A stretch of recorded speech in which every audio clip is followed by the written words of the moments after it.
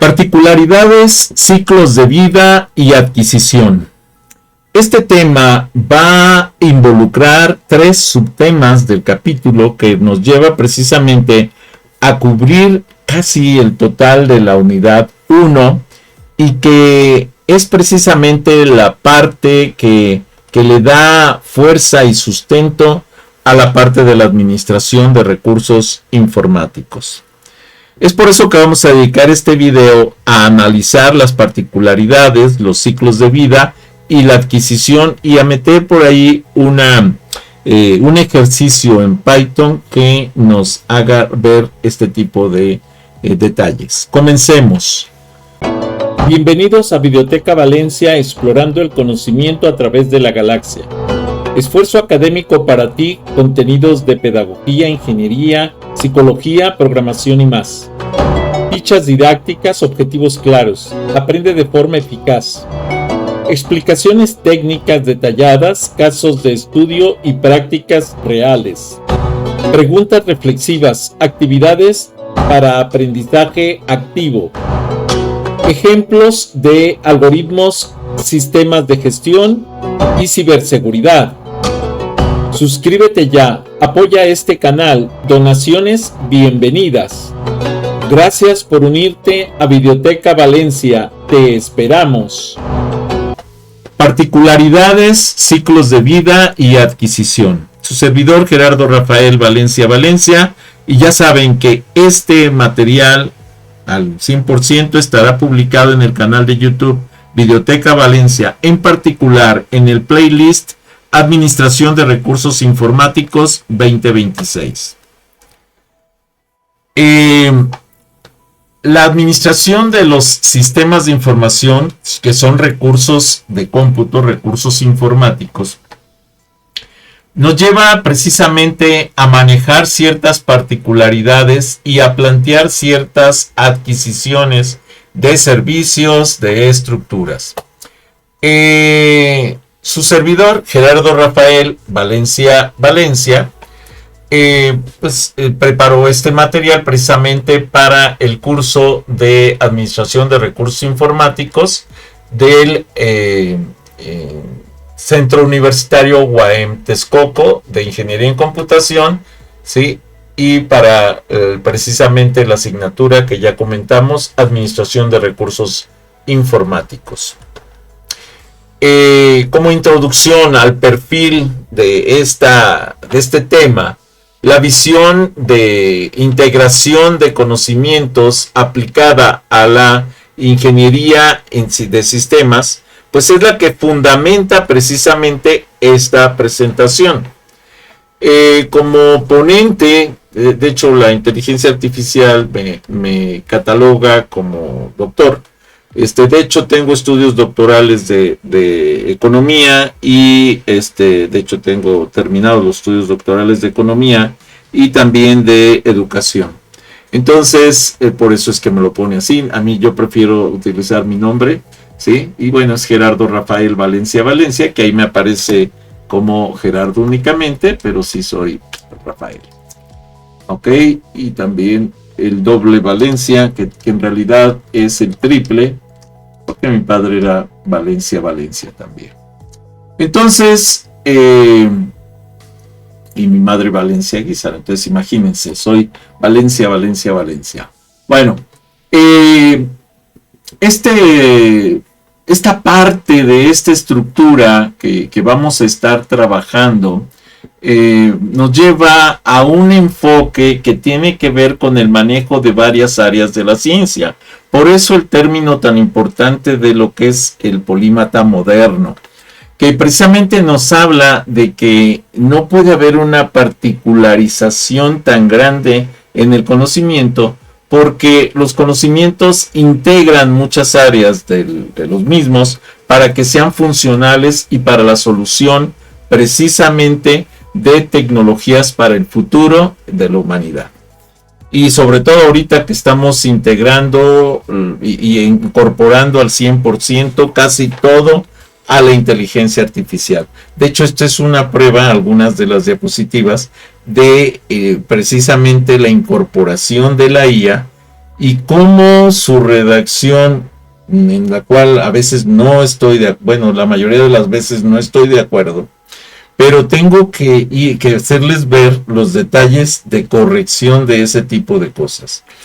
Cuando nosotros aplicamos una pregunta, un prompt, etcétera, a la inteligencia artificial, que es un recurso informático, tenemos la necesidad de tener conocimiento de ese tema para poder hacer la corrección de ese recurso, para poderlo aplicar y no caer en errores. La filosofía del sistema que vamos a estar trabajando siempre en mi canal, en el canal de YouTube Videoteca Valencia, es precisamente la protección de la vida y el equilibrio natural. Si ustedes buscan en el canal, de hecho, con compañeros de ustedes de hace años, incluso se implementó un programa de reforestación en el cual logramos sembrar casi 10,000 árboles en toda la región, obviamente con participación de varias instituciones educativas en las cuales yo estaba incluso dando clases. Es por eso que planteamos esa protección de la vida, ese equilibrio natural, y como protección de vida es cualquier sistema de información debe ser diseñado con la premisa ética de salvaguardar a los seres vivos y minimizar los riesgos existenciales mediante la precisión de datos. Ahora, el equilibrio natural nos lleva a que la tecnología no es un fin, sino un medio para conservar el orden biológico y ecológico de la Tierra y asegurar la vitalidad de futuras colonias, incluso en el espacio. Esto es importantísimo porque en la actualidad parece que todo lo estamos dejando en manos de la inteligencia artificial y hay que tener mucho cuidado con eso, porque el ser humano debe de tener lo más que pueda el orden, la batuta sobre estas tecnologías. Las particularidades del software. ¿Por qué el software no es como un edificio en el cual podemos ir construyendo con ciertas estructuras? Porque se tiene que acoplar a ciertas áreas, a ciertas formas, a ciertos cambios. Es totalmente dinámico y un edificio no, es estático. La ontología del software. La intangibilidad absoluta. El software es una construcción lógica, no física, como un edificio. No se puede ver ni tocar su masa, no tiene masa, vamos a decir, lo que dificulta la estimación de su avance. Ahora, la complejidad lógica, un programa tiene miles de estados posibles. A diferencia de un puente, el software puede fallar por una sola condición imprevista. La mutabilidad extrema.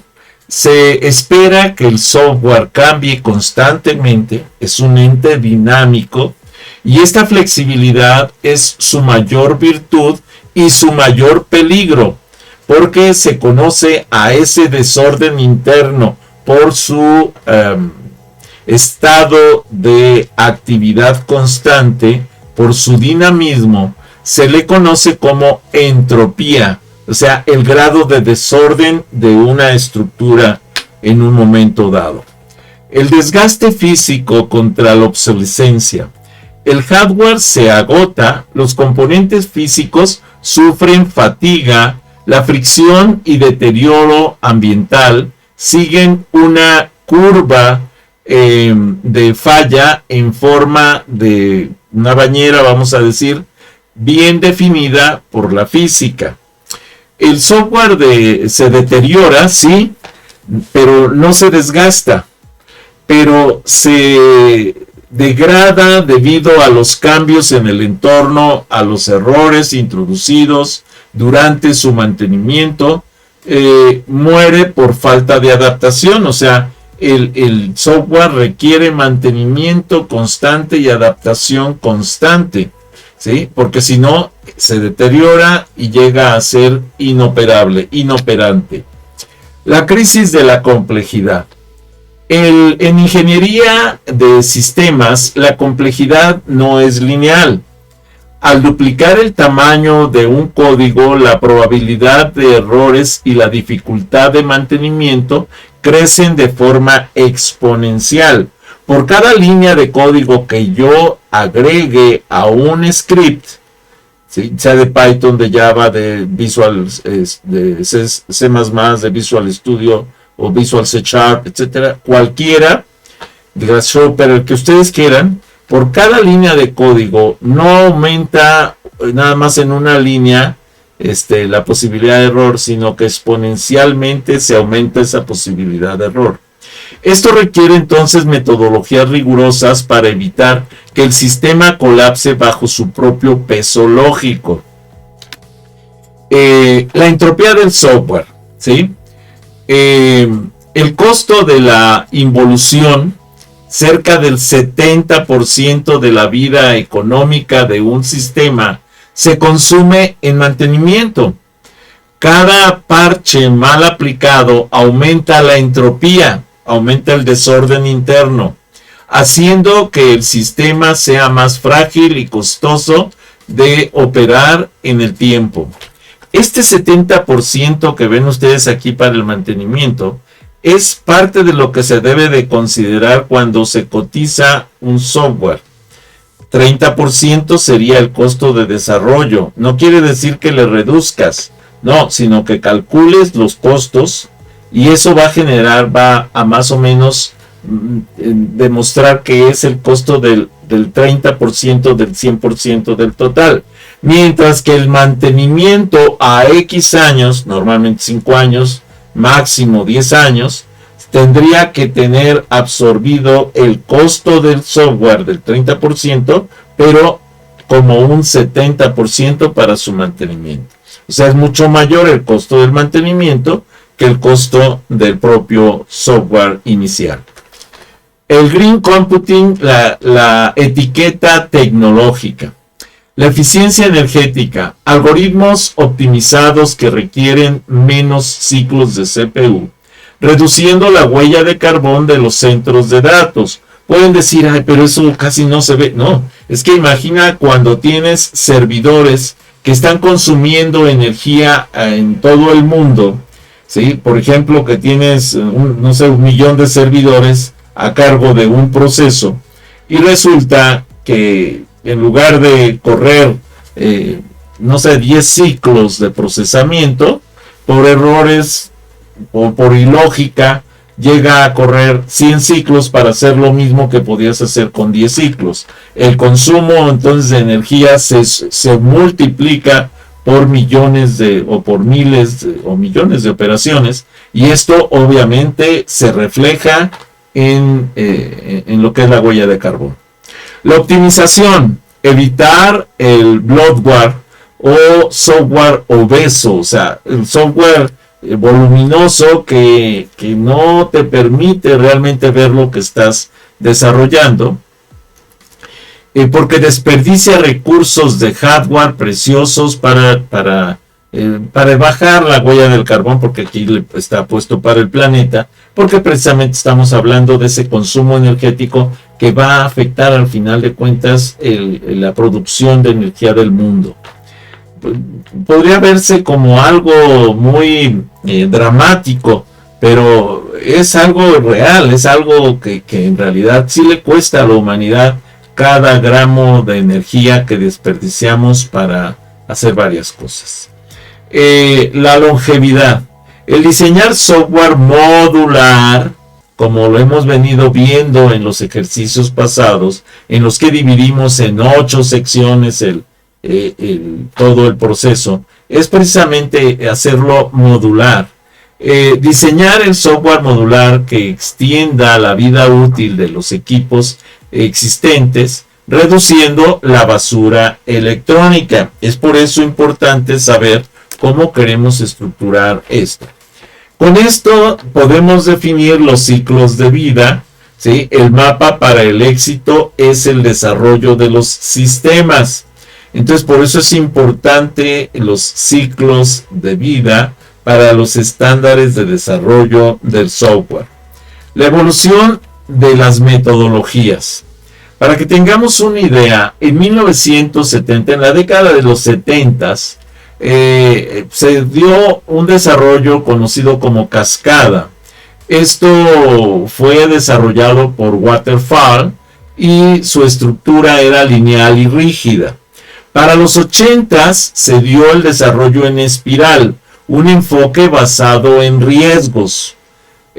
Para los 2000 se dio el proceso de desarrollo de software llamado ágil, que es una interacción rápida y cliente al centro. Ahora, o sea, se le daba la preferencia a la satisfacción de los requerimientos del cliente. Para el 2010 en adelante, se dio lo que es el DevOps, que es la integración continua y automatización. Ya es un proceso mucho más dinámico que busca adaptarse a las necesidades y condiciones que se van renovando en cada proceso. La primera parte, vamos a decir, del desarrollo de software nos debe de llevar siempre a una planeación y análisis. Por ejemplo, debemos hacer una investigación en donde debemos definir el problema y facilitar la técnica económica, por ejemplo. Es el cimiento de cualquier sistema duradero. Ahora, con respecto a los requerimientos, la identificación de las necesidades funcionales y no funcionales es un desempeño, seguridad, ética de datos. Ahora, para la fase 2, el diseño de los sistemas, debemos aplicar una arquitectura lógica, o sea, una estructura que nos permita, por lógica, llegar al objetivo deseado. El modelado de los procesos, diagramas de flujo y estructuración de la inteligencia de software, ¿sí? Esto es lo que se conoce como el blueprint cerebral. Ahora, o sea, la impresión azul, la impresión que buscamos de manera interna para lograr esa estructura. Por otro lado, la arquitectura física es una selección de bases de datos, redes y hardware, y garantiza la escalabilidad y disponibilidad de servicios. Esto nos lleva a la fase 3, que corresponde al desarrollo y calidad. Esto es la codificación, ¿sí? Y que nos lleva a implementar el diseño en lenguajes de alto nivel, siguiendo los estándares de limpieza y modularidad, conocido como SOLID. Ahora, el aseguramiento, sí, conocido como QA, nos lleva a pruebas unitarias de integración y de estrés para validar que el sistema responde a la realidad planteada. Ahora, la implementación y despliegue. Otra estructura que nos habla precisamente del momento crítico del paso a la producción. O sea, ya definimos, ya analizamos, definimos el problema y demás. Y entonces en ese paso nos vamos a la producción. O sea, a comenzar con el desarrollo real del sistema. Esto obviamente nos provoca que tengamos que hacer válido lo que estamos desarrollando como idea y plantearlo ya en un sistema de información real que alcance el objetivo buscado. Para esto tenemos que pensar en un detalle que se conoce como Big Bang, que es un cambio total instantáneo de pensar, de plantear a producir. El paralelo, que es correr ambos sistemas, o sea, ir pensando, analizando, desarrollando, ir pensando y analizando y al mismo tiempo desarrollando, simultáneamente por seguridad. El otro es precisamente la posibilidad de el piloto, vamos a decir. ¿Qué es el piloto? El piloto precisamente es el despliegue de un área controlada que, si fuera necesario, genere o aplique los cambios para lograr el desarrollo del sistema buscado. Tenemos por ahí una participación. Estoy haciendo la grabación directa frente al grupo, por lo que por ahí nos ponen una participación, pero las participaciones las voy a revisar directamente al final de la presentación, para que no piensen que no los estoy checando. Sí, ahí Luis Antonio nos está mandando participación, que la revisaremos al final de la presentación. Muy bien, entonces esto de los ciclos de vida de desarrollo de las aplicaciones, de las operaciones y demás, nos lleva a una forma de una alimentación continua, un análisis, un desarrollo, la integración de todos estos factores para el desarrollo general y la operación del sistema. El mantenimiento y evolución. El mantenimiento correctivo es la reparación de fallos descubiertos en producción. Es vital para la integridad de los datos del usuario. El mantenimiento perfectivo, ¿sí?, no es el correctivo. El perfectivo es otra estructura, otra forma de mantenimiento, ¿sí?, que es añadir nuevas funciones para que el sistema siga siendo útil y no caiga en obsolescencia, ¿sí? Podríamos decir que este mantenimiento perfectivo es el prevenir la obsolescencia de nuestro sistema. Los modelos metodológicos. Tenemos los modelos predictivos y adaptativos, que son las formas de desarrollo. Los modelos en cascada, como el waterfall, es un modelo tradicional donde cada fase debe terminarse antes de iniciar la siguiente. Proporciona alto control pero baja tolerancia al cambio. Es ideal para proyectos con requerimientos fijos y críticos donde el error no es una opción permitida. Ojo, en la actualidad poco se puede adaptar a las condiciones actuales de los sistemas, porque la mayoría de los sistemas son cambiantes, ¿sí? No son fijos, y entonces son dinámicos, y entonces tenemos que buscar una adaptación dinámica que nos permite el cambio en cualquier momento del desarrollo, o incluso en cualquier momento de la aplicación. La limitación. Si los requerimientos cambian a mitad del camino, el costo de valor, de volver más bien atrás, es astronómico, es altísimo. Por eso es que en la actualidad este modelo de cascada ya casi no se utiliza. Las metodologías ágiles, lo que es el Scrum. El Scrum es un marco de trabajo, framework, ágil diseñado para gestionar proyectos complejos mediante un enfoque iterativo o incremental, esto es, revisando constantemente en forma de ciclos, donde el trabajo se divide en ciclos cortos de tiempo llamados sprints, ¿sí?, generalmente de 2 a 4 semanas, no más. Si tenemos ciclos de más de 4 semanas, la verdad es que sería inoperante el modelo o la metodología. Se basa en la teoría del control de proceso empírico y apoyándose precisamente en los pilares de transparencia, inspección y adaptación. Y se organiza a través de roles específicos. El Product Owner, Scrum Master y equipo de desarrollo, que colaboran para entregar un producto de valor funcional al final de cada ciclo, permitiendo reaccionar rápidamente a los cambios y mejorar continuamente la calidad del resultado. Con respecto a la metodología ágil Scrum, podemos decir que tenemos el sprint, que es la forma de desarrollo rápido, que son ciclos cortos de 2 a 4 semanas, decíamos, para entregar valor funcional real de forma inmediata.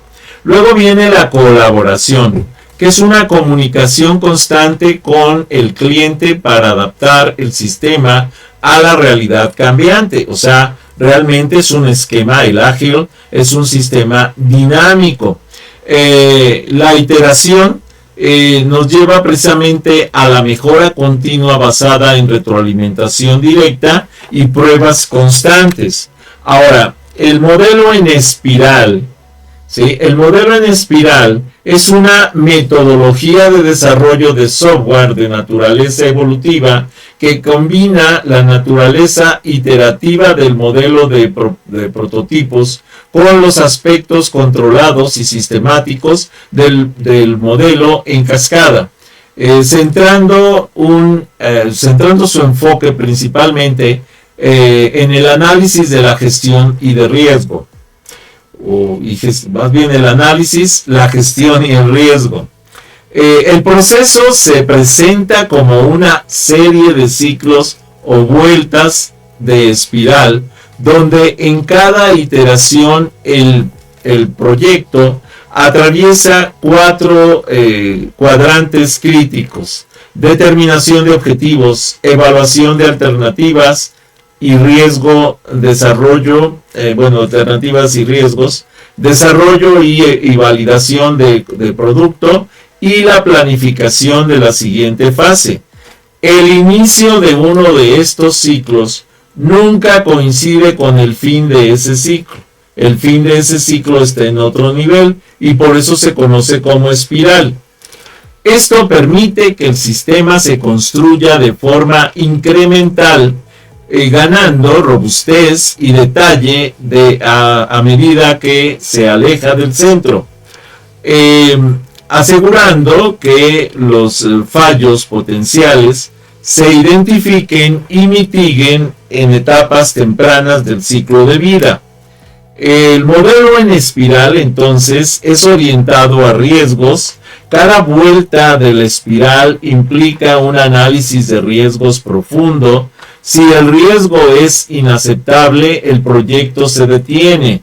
Si cae dentro de lo aceptable, el proyecto se implementa.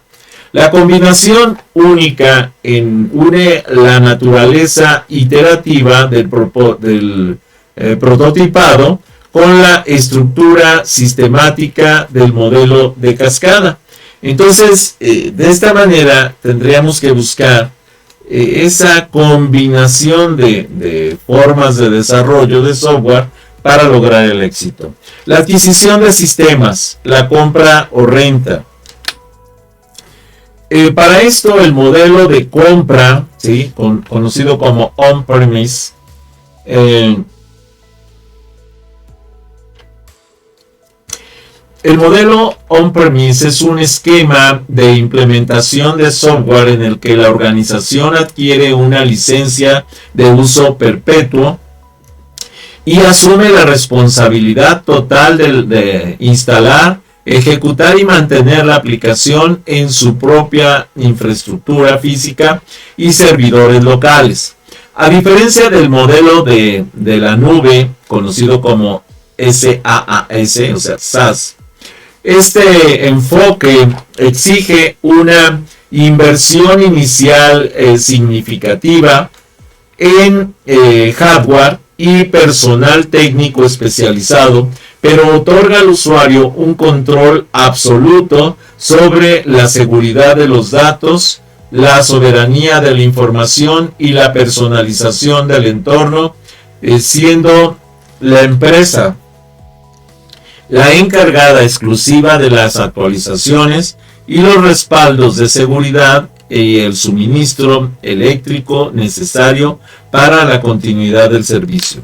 Ahora, este modelo de compra on-premise nos lleva a un control absoluto. La institución posee las licencias y el hardware los datos viven dentro de los muros de la universidad, por ejemplo, y la seguridad total, o de la empresa, ¿no?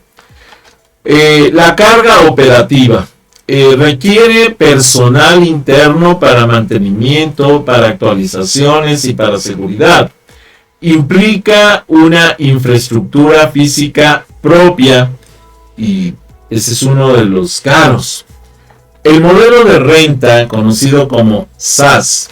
El modelo de SaaS es un paradigma de distribución de software basado en la nube, donde el usuario no adquiere una licencia de propiedad ni instala el programa en su hardware local, sino que accede a la aplicación a través de Internet mediante el pago de una suscripción periódica o renta. Bajo este esquema, el proveedor de servicios asume la responsabilidad total del mantenimiento, la infraestructura, la seguridad de los datos y las actualizaciones automáticas, permitiendo que el cliente final escale sus recursos de manera flexible y reduzca drásticamente la inversión inicial. Esto conocido como CAPEX, al transformarla en un gasto operativo, y entonces no se conoce ya como CAPEX, sino como OPEX, predecible y adaptable a la demanda. Ahora, con respecto a ese modelo de renta, el SaaS, la flexibilidad y rapidez. Es un software como servicio, despliegue casi inmediato sin preocuparse por la infraestructura subyacente. Tiene una dependencia externa, los datos residen en la nube del proveedor. Existe una dependencia crítica de la conexión a Internet y del contrato a servicio. Y esto es precisamente la característica que lo identifica. Ahora, por otro lado, el modelo CAPEX. El CAPEX representa la inversión del capital que una organización realiza para adquirir, mejorar o mantener activos físicos no corrientes, tales como servidores, edificios, maquinaria o licencias de software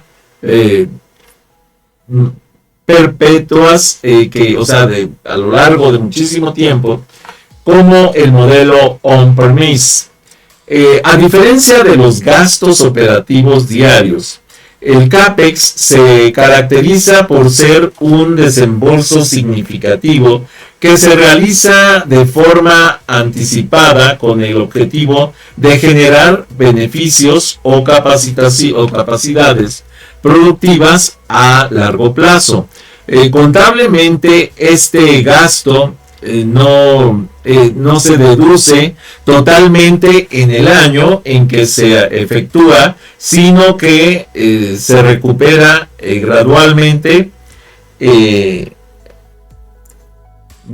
a través de la depreciación o amortización a lo largo de la vida útil del activo, consolidando así la infraestructura base sobre la cual opera la entidad. Ahora, hay otro modelo llamado como OPEX, el modelo OPEX, que se refiere precisamente a los costos continuos y recurrentes necesarios para mantener el funcionamiento diario de una empresa o sistema, caracterizándose por ser gastos que consumen y deducen en el mismo periodo fiscal en que se realiza precisamente este gasto. A diferencia del CAPEX, este modelo, el OPEX, no implica la propiedad de los activos a largo plazo, sino el pago del uso de los servicios y recursos operativos, tales como salarios, servicios públicos, mantenimiento técnico y fundamentalmente en la era digital, la suscripción de software SaaS y servicios en la nube. Este enfoque permite a las organizaciones una mayor flexibilidad financiera y agilidad para escalar recursos según la demanda, transformando grandes inversiones iniciales en pagos. Mantener, más bien, estos pagos manejables y que optimizan el funcionamiento del mismo. Si hacemos un comparativo de lo que es el CAPEX contra el OPEX, ¿sí? El CAPEX como renta, el CAPEX como compra, el OPEX como renta, nos lleva, por ejemplo, la inversión inicial para el CAPEX es una inversión alta, ¿sí? Es un activo. Para la renta del OPEX es baja y es un gasto, no es un activo, ¿sí? Para los conocimientos de contabilidad, sabemos que un activo tenemos que irlo depreciando con el tiempo, mientras que un gasto no, se reporta y se deduce del esquema de contabilidad. Ahora, la escalabilidad para lo que es el CAPEX es costosa y lenta, mientras que la escalabilidad con respecto al OPEX es inmediata y fácil. Ahora, el mantenimiento. El mantenimiento en el CAPEX es responsabilidad interna, responsabilidad de la empresa que lo adquirió, mientras que en el OPEX es incluido por el proveedor, entonces no le cuesta a la empresa. El punto de equilibrio a largo plazo, 3 a 5 años, es preferible CAPEX, pero si no tenemos un equilibrio definido y constante, conviene entonces el OPEX, porque es variable su punto de equilibrio. Ahora, vamos a analizar este software que vamos a ver ahora, que vamos a explicar, y lo vamos a ir analizando por cada una de las 8 secciones que corresponde. Posterior a esto, vamos a ejecutarlo, vamos a analizarlo, a revisarlo físicamente, o más bien verlo en pantalla, pero funcionando al 100%. De hecho, es lo que tenemos previsto como práctica para el día de hoy. La sección 1 del código nos lleva a plantear un título y una explicación del contexto. Esta sección inicial establece el marco teórico y el propósito del programa, definiendo claramente que el objetivo es contrastar la viabilidad económica entre la adquisición del activo, de los activos propios, conocidos como CAPEX, y la contratación de servicios bajo demanda, conocido como OPEX. Con eso debe de quedar más o menos clara toda esta infraestructura, todo este preámbulo que define este proyecto.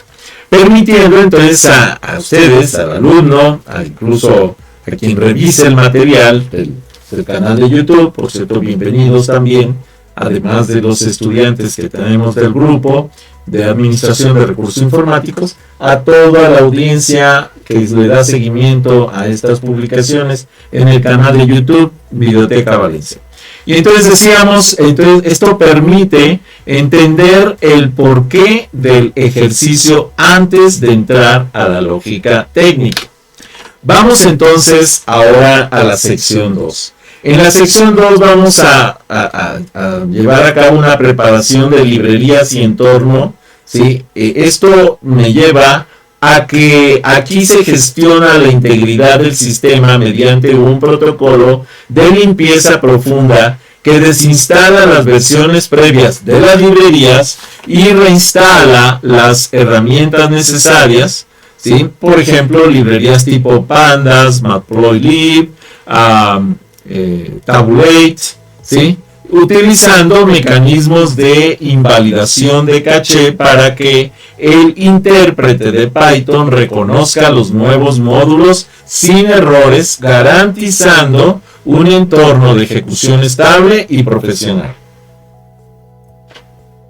Es por eso que en el video anterior, en la clase anterior, se explicó que para poder evitar problemas con la compatibilidad de librerías, se quitaba el intérprete de Python que estábamos utilizando, que era el 3.14.3, que no dudo que ya pronto esté sin problemas de compatibilidad con las librerías, pero en lugar de ese se instaló el 3.13.12 con la finalidad de tener las herramientas necesarias para que no haya problemas de compatibilidad con las librerías. Después viene la sección 3. En la sección 3 tenemos el dataset basado en el conjunto de datos necesarios. Esto es, vamos a definir los datos que requiere el ejercicio para poder funcionar. En este apartado entonces se declaran y estructuran las variables que alimentan el modelo, simulando una situación real donde se definen costos de inversión inicial, mantenimientos anuales, configuraciones en la nube y rentas mensuales, lo que constituye la materia prima informativa para el procesamiento de datos posteriores. Vamos ahora a analizar la sección 4, que nos lleva a la lógica de optimización explicada. Debemos entender lo siguiente. Utilizo esta forma de estructura, de explicación tan a detalle, porque cuando quieres encontrar o definir los detalles o los problemas sobre un esquema, si tú no lo explicas con conciencia de lo que estás haciendo, va a ser muy difícil que realmente tu proyecto esté estructurado correctamente. Esta sección contiene el núcleo algorítmico del script, donde se implementan funciones matemáticas interactivas para calcular el costo total de la propiedad, el TCO. A lo largo de un ciclo de vida, a lo largo de este ciclo de vida de 5 años, que es lo que normalmente se proyecta, repito, lo que es la vida útil de los equipos de cómputo normalmente se calculan a los 5 años. Y si tú vas a tener que cambiar un equipo de cómputo a los 5 años, es muy probable que ese nuevo equipo de cómputo, por el hardware que incluye, sea incompatible con el software que tenías trabajando, y por eso tendrás que actualizar tanto el software como el hardware. Esa es la parte que debemos entender. Esto de los 5 años de vida nos permite proyectar el crecimiento financiero de cada modelo y detectar el momento preciso en el que uno se vuelve más oneroso que el otro. Entonces ahí es donde tenemos que buscar la manera de que sea un crecimiento del software con mantenimiento constante. Y con respecto a la sección 5, hago la aclaración de que si ven que tomo un traguito de café, es porque de pronto cuando estoy hablando tanto, como son presentaciones fuertes, que me pueden decir, ¿por qué no hace presentaciones más cortas? Porque me lo han dicho. La respuesta es muy simple. Necesito darles temas completos, porque si yo les doy microtemas, como muchos en YouTube, uno de ellos, por ejemplo, el profesor Julio, que hace temitas muy cortos, de explicaciones muy cortitas, la verdad es que nunca cubrimos un tema completo y que se pueda ver integralmente. Por eso es que necesito hacer presentaciones así, porque es una presentación que abarca temas completos para poder entender y contextualizar el desarrollo teórico de estas estructuras. Esa es la explicación que les doy. ¿Por qué es que se alarga tanto? Porque aquí estoy integrando teoría y práctica, pero no de un tema, de temas completos que están incluidos en el temario. De hecho, el 1.3, el 1.4, el 1.5 y el 1.6 para esta presentación. Aquí, en esta sección 5 de resultados tabulares explicados a detalle, es una sección que agrego a propósito para el desarrollo de reportes de tipo texto. Aquí se realiza la transformación de los datos calculados en una estructura tabular, perfectamente alineada, facilitando la lectura comparativa de los flujos de caja y permitiendo al analista observar la diferencia acumulada año tras año mediante una presentación de datos profesional y académica, o sea, en texto. Sin embargo, en la sección 6, y sabiendo que la mayoría de las personas prefieren la información visual, entonces es que tenemos una representación gráfica o visual de los resultados, ¿sí?, explicada a detalle. Antes de pasar aquí, voy a hacer incluso un anuncio para todos los miembros del canal y para los alumnos, que por ejemplo el día de ayer desarrollé un script de Python que va a simular incluso en línea de comando, por medio de imágenes que prenden y apagan, un semáforo que va a desarrollarse también en Tinkercad como simulación completa, con un controlador Arduino Uno para los alumnos que están tomando sistemas analógicos y que está tanto complementado en Python con esta simulación como en Tinkercad. De hecho, esto es una publicación que viene enseguida para aquellos que tengan interés en ver ese tipo de cosas, que es este tipo de programas, de proyectos de representación gráfica. Ahí lo pueden ver, porque incluso estoy metiendo timers para el apagado de la imagen y el encendido para estar mostrando los cambios de rojo, amarillo y verde como un semáforo funcional. Se utiliza la visualización científica para traducir los números de la gráfica de líneas normales, los textos, las tablas, lo cual es fundamental desde el punto de vista didáctico para identificar patrones, tendencias y el punto de equilibrio donde las estrategias financieras de compra y renta se cruzan en el tiempo.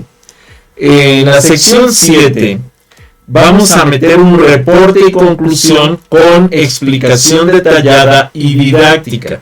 Esto es, en esta etapa se ofrece una interpretación cualitativa de los hallazgos, resumiendo los beneficios de cada uno de lo adquisitivo y proporcionado recomendaciones estratégicas que ayudan al estudiante o al ingeniero a tomar las decisiones informadas basadas en análisis de riesgos y la escalabilidad del proyecto.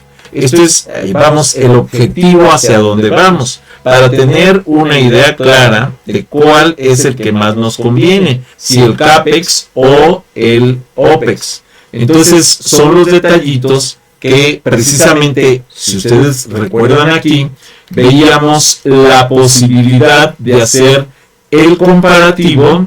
¿Dónde lo vimos por aquí? No sabía. Aquí, donde el comparativo de lo que era el modelo CAPEX contra el modelo OPEX, modelo de compra CAPEX, modelo de renta OPEX.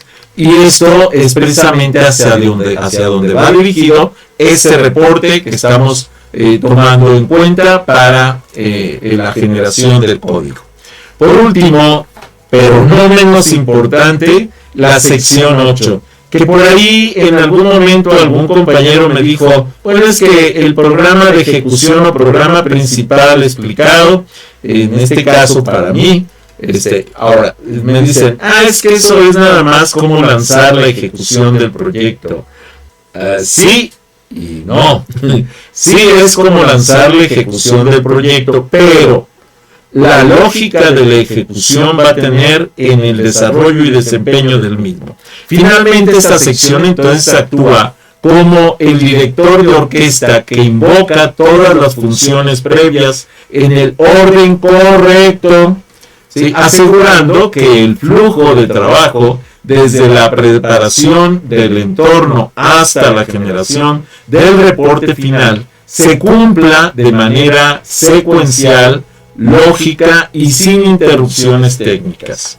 Esto sería entonces la estructura básica del proyecto que vamos a analizar en este momento y el cual nos debe de arrojar algo similar a esto, que es el resultado de la comparación entre el CAPEX, el OPEX y los ahorros por diferencia. Y entonces aquí es donde tenemos los datos para la toma de decisiones. Y esto lo vamos a analizar. Primero vamos a ver su funcionamiento y enseguida vamos a analizar este resultado. Vamos entonces a cargar el entorno de desarrollo que estamos trabajando, que es el Visual Studio Code. Vamos a abrir un archivo y el archivo que vamos a abrir corresponde precisamente a administración de recursos, ejercicios de Python, y es el del 1.3 al 1.6, que es este. Y este es el código que tenemos completo. Vuelvo a insistir porque de pronto me dicen, profe, no sé, tenemos problema con el código. Jóvenes, no les estoy pidiendo que desarrollen los códigos. Yo se los proporciono para que los analicen, pero necesito que los pidan por lo menos ya sea en la plataforma de Teams o en el mismo canal de YouTube. Con todo gusto se los proporciono. Pero si ustedes no lo piden, yo pienso que ustedes lo quieren desarrollar. Si ustedes quieren el código, se los paso con todo gusto, pero necesito que hagan la solicitud del mismo, porque si no pareciera que yo se lo estoy imponiendo. Y no se trata de imposición. Se trata de que tengan alternativa para el desarrollo de estos reportes. ¿Ok? Entonces, si necesitan el código, con todo gusto, nada más digan, necesito los códigos, ok, y se los subo inmediatamente, ¿vale? Están los códigos completitos y funcionando. Aquí tenemos la importación de todas las librerías que vamos a utilizar, la primera sección, aquí dice precisamente sección 1, el título, y la explicación. En la sección 2, lo que es la preparación del entorno, librerías y el entorno en general.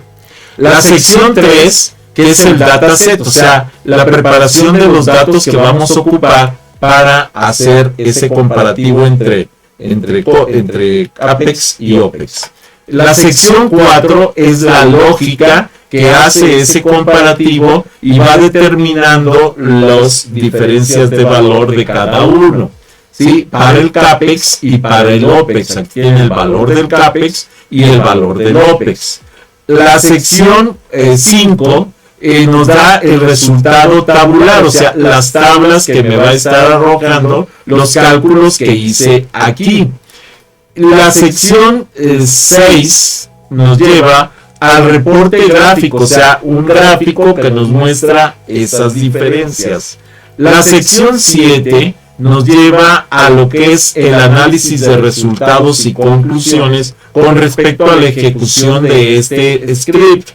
Y la sección 8, que es la implementación en el orden correcto del programa principal main. Si nosotros echamos a andar este proyecto, ¿sí? Ya saben que cuando nos aparece aquí el triangulito, le damos aquí, le decimos que sí confiamos en este script, porque lo desarrollamos nosotros, quitamos esto para que no nos estorbe, ¿sí? Y ya tenemos entonces el botón de ejecución. Y entonces lanzamos la ejecución y lo primero que nos muestra acá es la limpieza del entorno, la configuración del entorno para evitar corrupciones, ¿sí? Recuerden que el entorno que estamos trabajando es el 3.13.12, ¿sí? Precisamente para tener un entorno sano que no tiene problemas de compatibilidad con librerías. Entonces, lo que está haciendo es ejecutando, vean aquí, está ejecutando el Pandas para reinstalarlo, que dice, tengo que quitarlo y reinstalarlo correctamente, el Pandas, ¿sí? Que este Pandas, lo vamos a ocupar para el análisis de información. El Matplotlib nos va a servir para el análisis de gráficos, y el otro que es precisamente para la presentación de tablas, o sea, el tabular.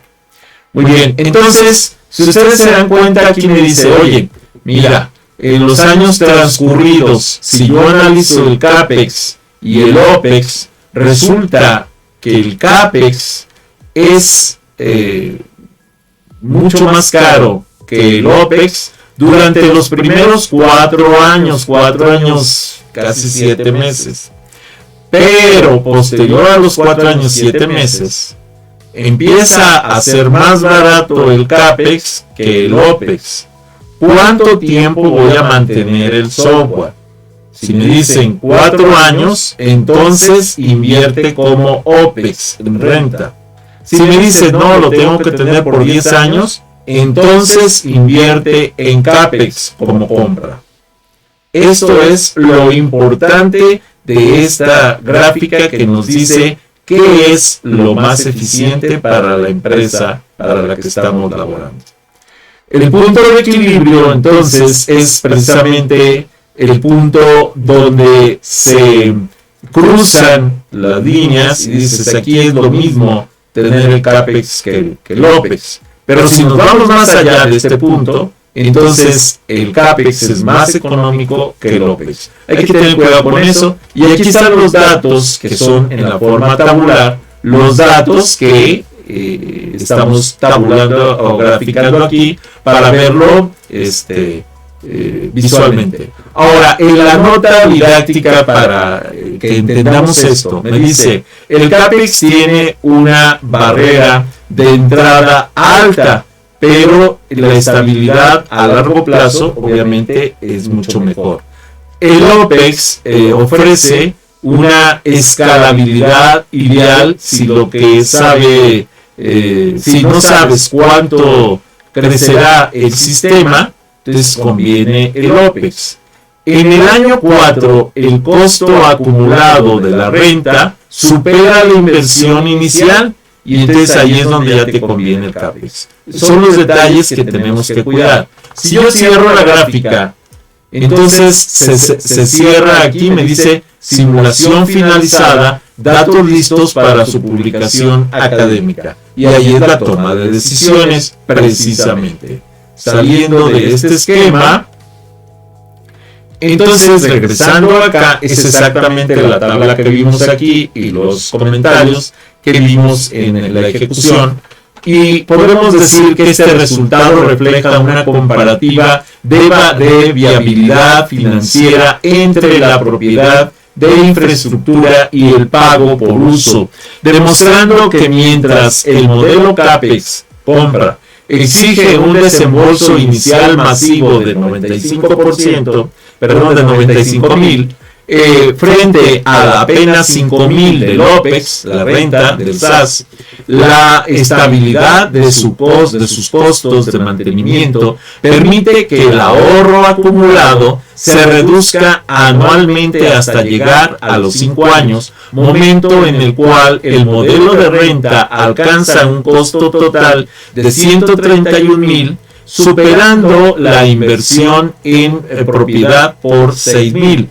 Este fenómeno evidencia el concepto del punto de equilibrio, donde el beneficio del flujo de caja inicial que ofrece la nube se diluye frente a la rentabilidad a largo plazo de los activos propios, permitiendo concluir que el modelo SaaS es una solución de agilidad financiera ideal para los primeros 4 años, pero que requiere una reevaluación estratégica si la permanencia del proyecto se extiende más allá de lo que es los 5 años. Que es precisamente lo que nos muestra este gráfico que estamos generando en propio Python. Esta representación gráfica del análisis de costo total de la propiedad TCO ilustra entonces visualmente la ventaja competitiva de cada modelo según el horizonte temporal, donde la línea azul de CAPEX inicia en un punto muy elevado debido a la fuerte inversión inicial en activos, pero mantiene una pendiente de crecimiento suave gracias a los costos operativos bajos y predecibles, y en contraste con la línea naranja de OPEX SaaS, que comienza cerca del origen, favoreciendo la liquidez inmediata, pero su pendiente es mucho más pronunciada debido a los pagos recurrentes de suscripción, lo que provoca que ambas líneas converjan en un punto de equilibrio sugerido ubicado entre el año 4 y el año 5. A partir de esa intersección, el modelo de renta se vuelve acumulativamente más costoso que el de compra, demostrando didácticamente que mientras una nube ofrece agilidad y bajo riesgo de entrada, la propiedad de la infraestructura tiende a ser más rentable para proyectos institucionales de larga duración como los que podemos coordinar. El TCO, Total Cost de Ownership, los costos ocultos. El costo real del sistema no es el precio de compra. El TCO incluye el soporte técnico, la energía, la capacitación y seguridad, los modelos on-premise. Este puede ser 3 veces mayor que el costo inicial de la licencia de un software, ¿sí? Es precisamente los costos que van asociados son mucho mayores. Para los puntos de equilibrio que estamos buscando, ¿sí? Anda por ahí, dice arriba de los 4 años, o sea, entonces esos son los valores que tenemos que cuidar. Entre que podemos manejar el modelo de renta y el modelo de compra.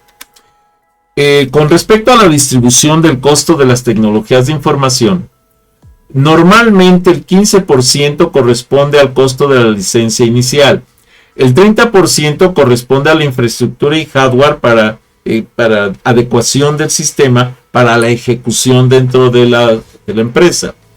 Un 30% más corresponde al mantenimiento que tenemos, el soporte y mantenimiento que tenemos que proyectar a cierto tiempo.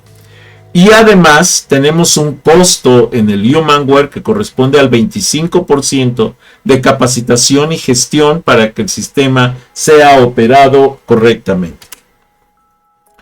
El ROI, lo que se conoce como retorno de inversión, ROI es igual al beneficio total, el costo de inversión, sobre el costo de inversión por 100. Calcular el valor del sistema devuelve a la organización y no solo el dinero, sino el tiempo recuperado, la precisión de datos y calidad de vida de los usuarios. La calidad y seguridad, el compromiso, ¿sí?, es precisamente que tengamos un acercamiento con lo que es la excelencia en los servicios que ofrecemos para este desarrollo. El ISO, por ejemplo, del IEC 25010 de calidad de software nos lleva a la necesidad de ofrecer adecuación. El sistema cumple realmente la función para la que fue diseñado, o lo podemos adecuar, sí o no, y bueno, es parte de la eficiencia, el uso óptimo del recurso para el bienestar ecológico del planeta, o sea, una huella reducida de carbón por el uso del sistema. La seguridad, la protección contra la corrupción y el acceso no autorizado a la información están cubiertos dentro del sistema. Son detalles que tenemos que cuidar. Ahora, la ética del investigador, la veracidad de la información en la era de la inteligencia artificial, la integridad de los datos es importantísima, es sagrada. Un sistema ético debe garantizar que la información no sea manipulada ni sesgada. Luego, la responsabilidad de una persona que tiene que manejar todas estas áreas del conocimiento. El ingeniero debe prever el impacto social de sus sistemas. No basta con que funcione, debe mejorar la condición humana y planetaria, o sea, reducir la huella de carbón. El futuro de la inteligencia artificial y la autonomía. Estamos transitando hacia sistemas que no solo procesan datos, sino que aprenden y toman decisiones. Esto eleva la necesidad de una supervisión humana crítica, esto es, con conocimiento. La tecnología debe servir a la vida, nunca reemplazar el juicio ético humano. Esto es fundamental. Como conclusión, sí, hacia lo que es una ingeniería consciente. Los puntos clave de la sesión, que es el software es un activo intangible que requiere gestión diferenciada del hardware. El ciclo de vida SDLC es el marco que garantiza la mitigación de riesgos y el éxito del proyecto. La decisión de adquisición, la compra contra renta, es estratégica y financiera y basada en el TCO y el ROI. ¿Sí? La invitación a la profundidad. Debemos continuar el aprendizaje y para eso les invito a visitar el canal de YouTube Videoteca Valencia. Si ya están suscritos, bueno, perfecto. Si no, suscríbanse. Y si es posible, inviten a sus compañeros, a sus contactos, para que puedan revisar algunos materiales en ese canal que les pueden ser de utilidad. El contacto académico, bueno, es disponible en las, bueno, ya saben ustedes, en los proyectos conjuntos de UAM Texcoco, ¿sí? También del TECHI y también de la Universidad Azteca, que son instituciones en donde he practicado la docencia. Las preguntas. El diálogo es el inicio del verdadero conocimiento. Esto debemos tomarlo en cuenta porque sin la participación no se puede saber si realmente se dio ese conocimiento.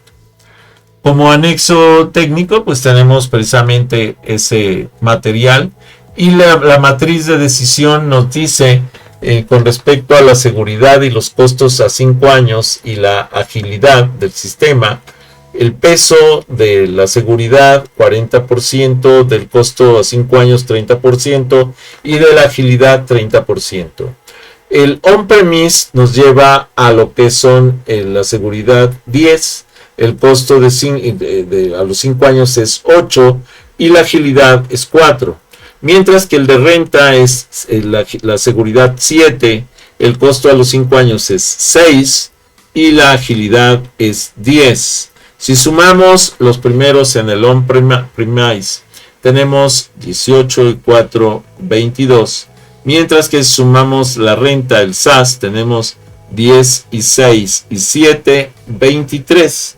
Por ende, el resultado nos arroja que para más de 5 años tendríamos que considerar lo que es el CAPEX y no el OPEX. Gracias por su participación, por su atención, por la perseveración de la vida y el equilibrio, que es importantísimo para todos nosotros. Y bueno, estas son las fuentes de imágenes utilizadas para la presentación. Y hasta aquí esta presentación. Si no te has suscrito, suscríbete a mi canal. Regálame like, regálame comentarios, solicita nuevos temas para los videos. Bienvenido. Si te es posible, dona. Cualquier donativo es bueno. Recuerda, no hay donativos pequeños. Apoya mi canal.